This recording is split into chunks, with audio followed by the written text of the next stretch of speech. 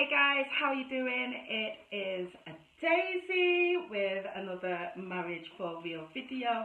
I'm wearing one of my beloved scarves. You guys know that I love my headscarf. Today I want to talk to kings, the royal men of our homes, our hubbies. It's come about because, as you know, I got up early and I do my quiet time. I spend time with the Lord. I read my Bible, and I always go down with my trusted quiet time book. I love these books. I always get a really special one that I can treasure and write in. So I was reading Daniel chapter 5 from verse 13 to the end. There's a section where it talked about Nebuchadnezzar and what happened to him.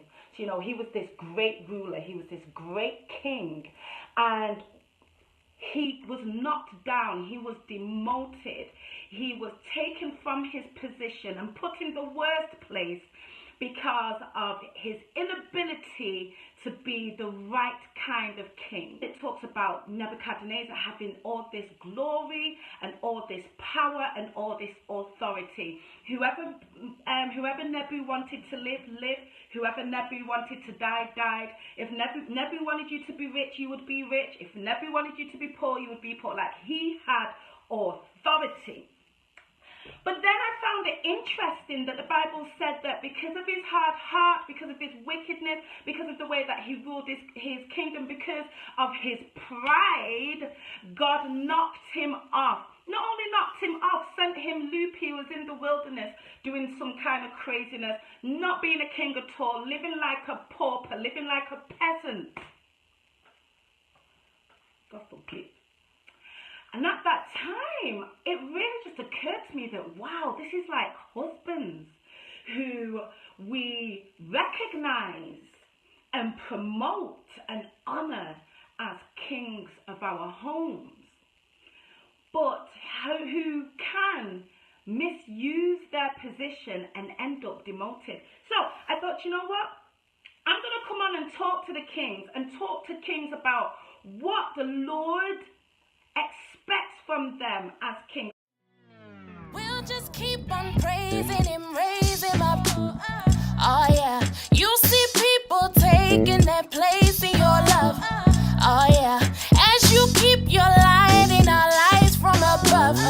Oh yeah, you just spark the fire that fires me up. Oh yeah. You're going to come into a home and you are going to become a husband, and you are going to declare yourself as the head of this home. Therefore, you are the king of this home. Then there's certain things you need to do. You know, it doesn't just happen because you've said it, and it doesn't just happen because you got married. You have to operate in the position of a king. You have to know that a king has a kingdom. And there's a certain way that kingdom has to be managed and ruled and looked after and protected for you to stay in your position.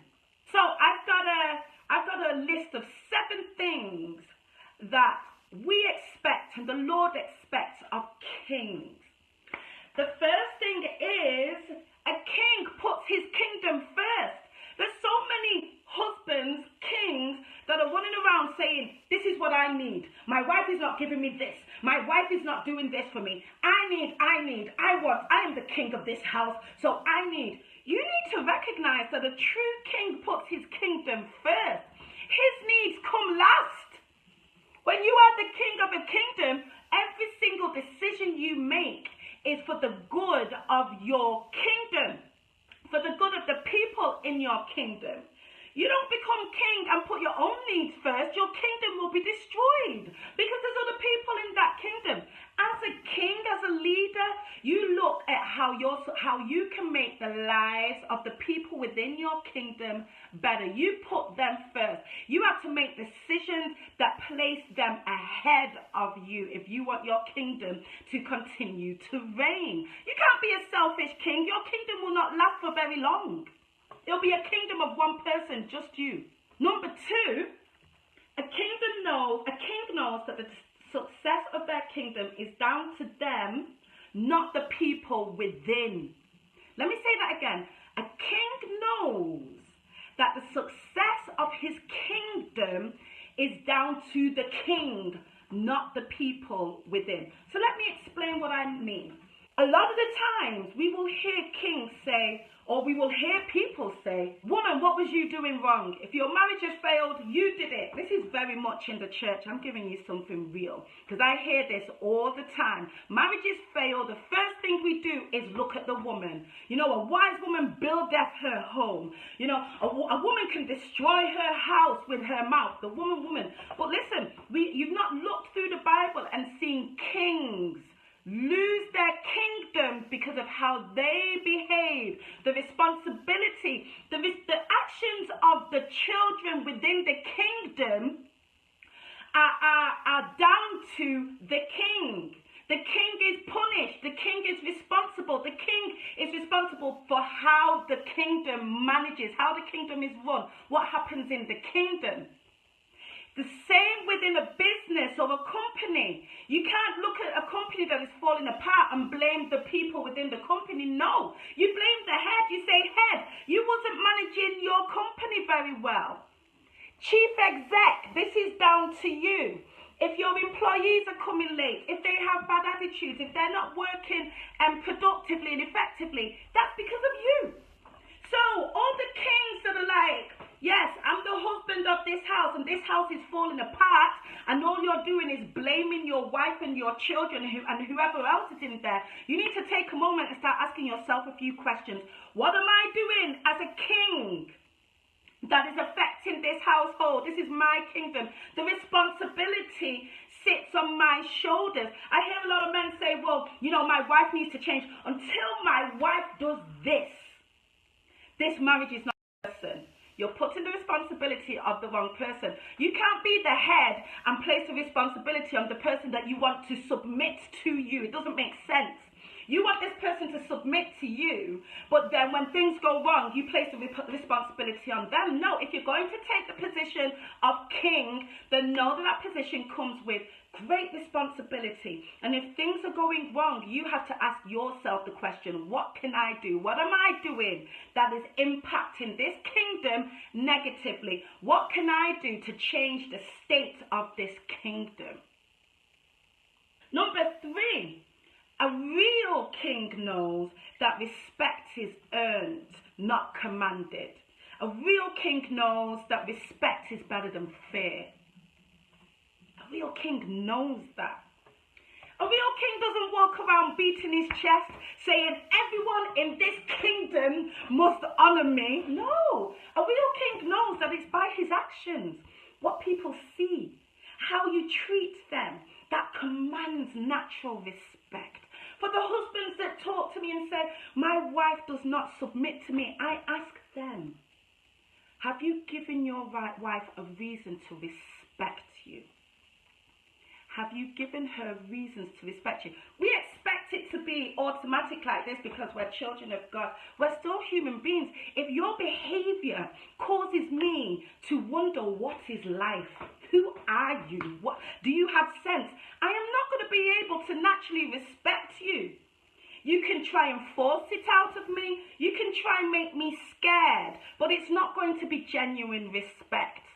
What a king, a real king will want is genuine respect.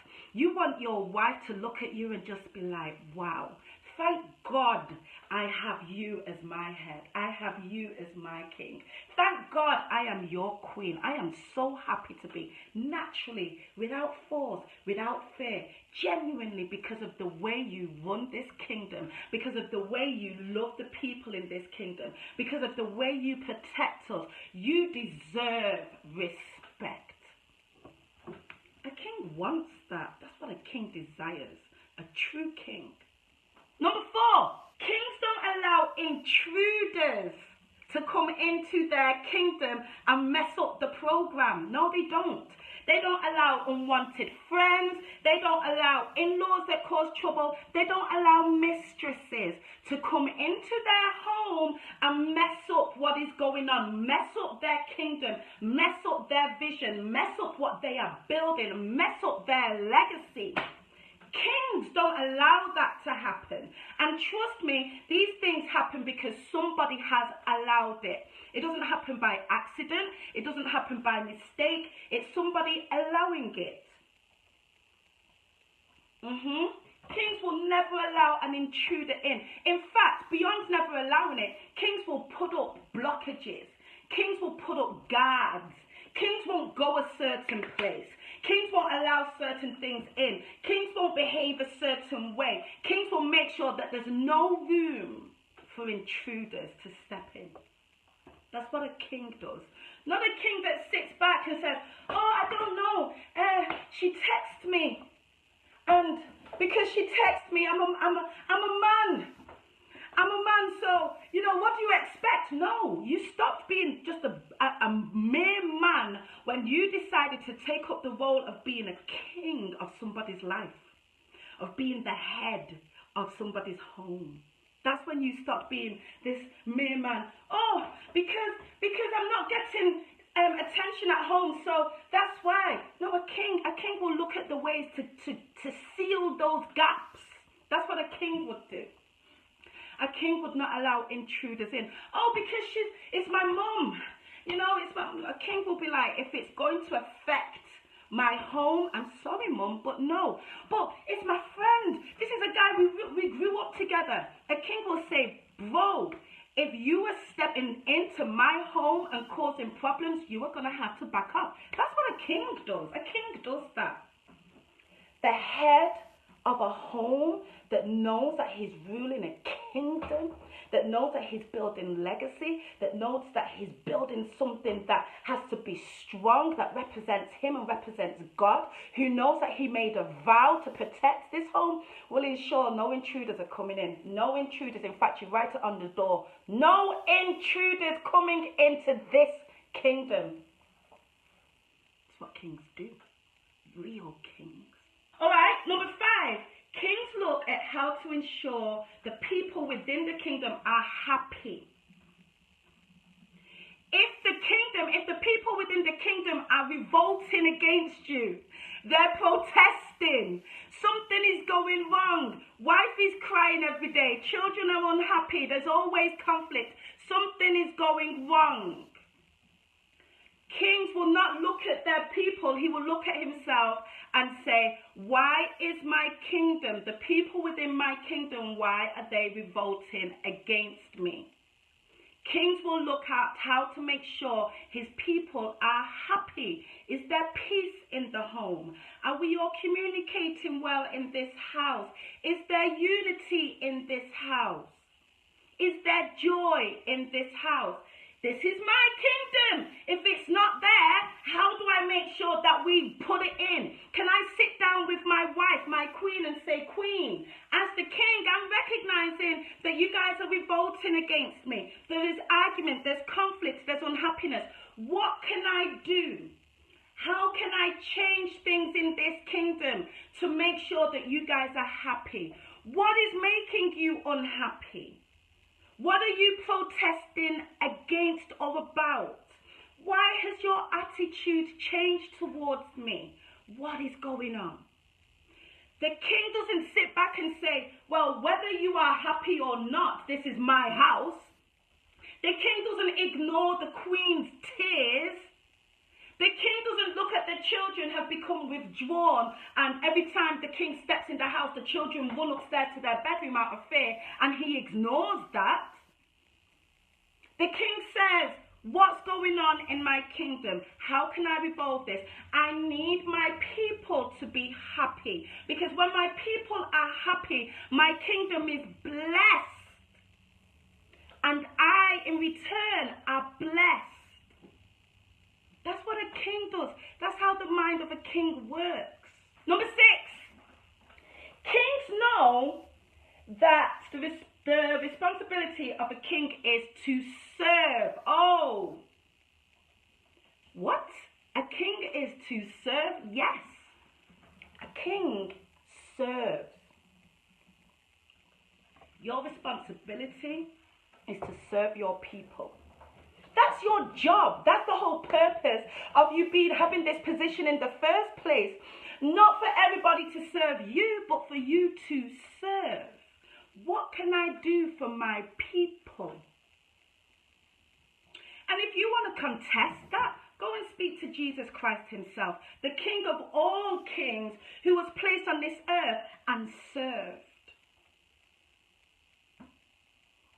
That was the whole point. See, now you thought you was getting married to be surrounded by servants. You got it wrong. You thought that you were going to marry this woman and she would serve you. You got it twisted.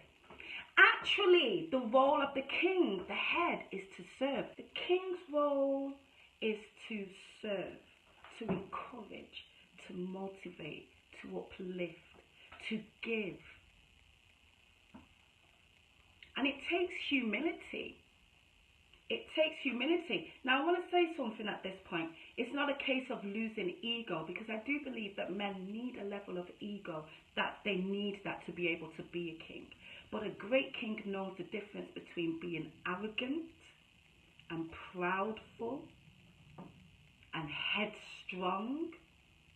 They know the difference between that and being a strong leader who has a level of ego that is required to be a strong leader.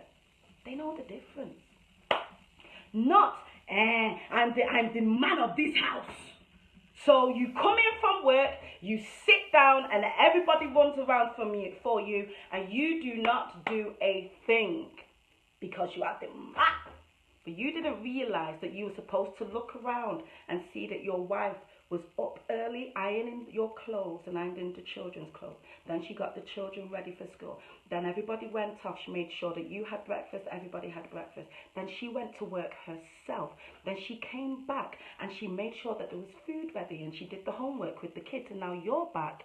Your job was to say, Queen, how can I help you? Because you've been managing this kingdom. Now I'm back. How can I help you? How can I serve? Number 8. Are we on? Is it at number 7? Oh, so it's 8. Number 8. This is the last one. Kings know that they are to be concerned about the people's welfare. It's 8, right? I'm on 7 now. Oh, great. Yeah, it's number 7. Kings know that they are to be concerned about their people, their kingdom's welfare. I have a lot of women talking to me saying that my husband doesn't care about how I feel. My husband doesn't care about my spiritual life. My husband doesn't care about maybe my social life. My husband doesn't care about my mental state. My husband doesn't care about my economic state. Go and have a look around. Any government, what is their role? Their role is to ensure that the kingdom is stable economically, socially, emotionally. The people within the kingdom are emotionally fine. Their welfare is taken care of. Husbands, kings, if you are neglecting the welfare of your kingdom, you are failing as a king. You have failed. The welfare. How are the people in your home, your wife and the children, how are they emotionally? It's not just about coming home and bringing money. Praise God. We appreciate it. But have you seen my heart? Have you seen how I've been feeling? Have you seen how the children have been feeling? Take care. Be concerned about my social life. You've seen me in here Monday to Monday. I don't stop. I'm working. I'm stressing. I'm cooking. I'm cleaning. I have no friends. I don't go anywhere. I don't do anything. Have you taken a moment to say, babe, let me help you out? You go out and swim. Go out to the cinema. Go to the prayer meeting you wanted to go to with your friend. Go and do something. You've held back your life for so long. Can I help you to find a short course? Can I help you to launch something from inside the house? Can I support you to be bigger and better and greater? King, it is not all about you. There's kings watching their queens disintegrate, dry up, shrivel up. When you married this queen, she had stuff going on. She was full of life. She was bubbly. She was confident. She had her own dreams and aspirations. She was motivated. And yes, things change, children come. A lot of the times we both have to make sacrifices. But have you ever taken the time to say, look, what can I do as a king to make sure that I don't destroy the queen that I had? What can I do to make sure that that queenliness stays? Even though we're in a period where we're growing, we're struggling, we're building, we don't have everything that we want maybe. But what support can I give to my wife that will allow her to blossom again? That will allow her to shine? What platforms can I give her? What help? What words of encouragement? What money? What can I do? Or do I just want her to shrivel up in this house? So then I've got an excuse to go out and look for another fresh queen. I'm just saying, these things happen all the time. We may not want to talk about them, but you know, my name is a Daisy, and it's called Marriage for Real. For real. So now listen, I went on and I was reading about this King Nebuchadnezzar. And what happened to him was that everything was stripped away from him. And again, I was thinking about this for husbands, and I was like, wow. That's what you see happen in the homes of kings who don't know what it is to be a king. There's unrest in the home, like there would be in any kingdom where the ruler doesn't know how to rule effectively, doesn't know how to serve, doesn't care about the welfare. There is unrest in the kingdom. There's protests, there's terrorism, there's crime, there's all sorts that go on. There's unrest. Check your home. Is there unrest? Lack of peace, no communication, arguing all the time, conflict. You guys have gone through days you're not talking to each other. The children are not settled. Nothing is settled. Check your home. Maybe you're not running your kingdom well. That's what happened to Brother Nebu. That's what happened to him. Civil war. When you're not running your kingdom, civil war happens. That's if you manage to even stay in.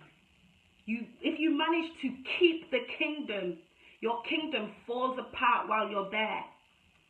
Unrest, civil war, lack of peace, fighting. The children aren't doing what they're supposed to be. There is conflict, there's chaos. The peace and the grace and the favor that you're supposed to experience within your kingdom, you're not getting. You're not experiencing what God wanted you to experience when he ordained you as king. And worse stuff is that you completely lose it altogether. Do you know what happens to kings who don't know how to run their kingdom properly? If they lose it all, they stop being a husband and they're demoted. They run off and become boyfriends. Demotion. You were a husband. You were a king, and you left to become a boyfriend, a civilian, worse, a peasant. You left your kingdom because you were too proud.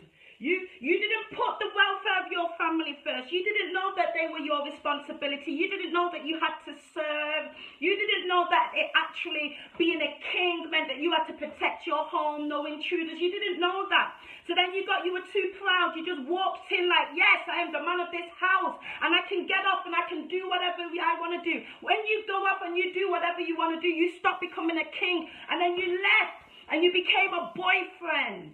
That's what happened to King Nebuchadnezzar. That's what happened to him. He lost his kingdom, became some madman somewhere.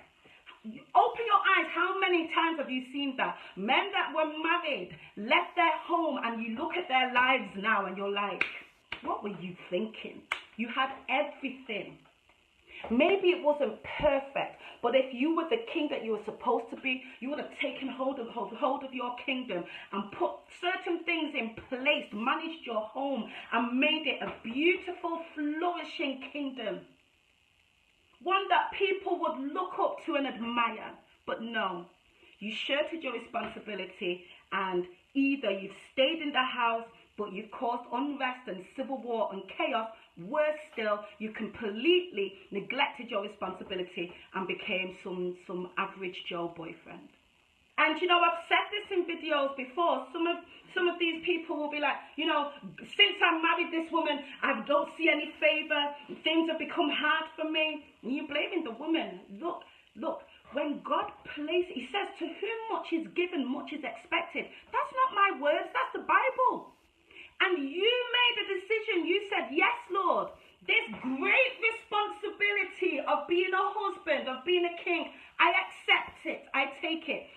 Then you walked down the aisle and you stood and you said, before God and before man, I make a vow. I receive this ordination of being a king. I will rule this kingdom with humility and with love. By the grace of God, I will do that. You said it. You didn't check out what it really takes to be a king. You didn't consider it. So I would encourage our wonderful, great, strong hubbies to go and check out, go and look through the Bible at the story of kings. Go and look at them and see the kings who God blessed. And go and check out the kings who God pulled down or cursed their kingdom. Go and check and then see whether you're lining up. Alright guys, I've been shouting at you enough. So that's it for today. If you're not following me, make sure you do just subscribe. And when you subscribe, hit the bell so you get a notification of when a new video comes up. Also, I'm going to be posting in this a link for you to subscribe to my newsletter so that you can stay up to date with everything that's going on in Marriage for Real world. And as always, if there's anything that you want me to talk about, anything that you want me to address, just comment below or send me a message and I'll add it into my video list and we'll do it. We will go there. Alright guys, have a great day. Stay blessed.